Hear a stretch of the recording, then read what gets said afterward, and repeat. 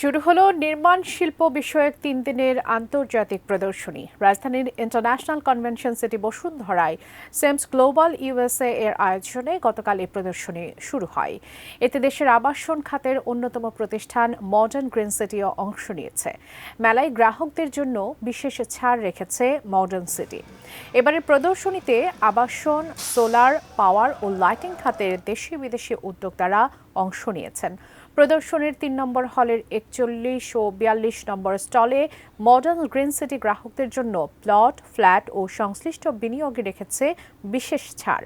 প্রদর্শনী শেষ হবে আগামী 16 নভেম্বর। প্রতিদিন দর্শনার্থীদের জন্য উন্মুক্ত থাকবে সকাল 10:30 থেকে রাত 8টা পর্যন্ত। অংশীজনেরা বলছেন, এই প্রদর্শনী বাংলাদেশের নির্মাণ শিল্পের সামগ্রিক উন্নয়নে সহায়ক হবে।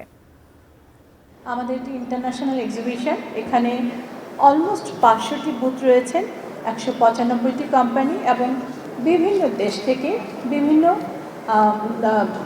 পরিদর্শক বা আমাদের এক্সিবিটাররা এসছে। মডার্ন গ্রিন সিটি পরিবার দিয়েছে নিশ্চয়তা, 100% নিশ্চয়তা, কষ্টে অর্জিত টাকার সঠিক মূল্যায়ন করছে। তো অনেকগুলো রেডি প্লট আমরা ক্লায়েন্টের মাঝে হস্তান্তর করেছি। দোকানের শেয়ার নিয়েছেন, তারা দেখতে পাচ্ছেন যে না, তাদের মার্কেটের কাজ শুরু হয়ে গিয়েছে। আমরা কিন্তু কাউকে শুধু আশা দেখাচ্ছি না, আশার বাস্তবায়ন করছি।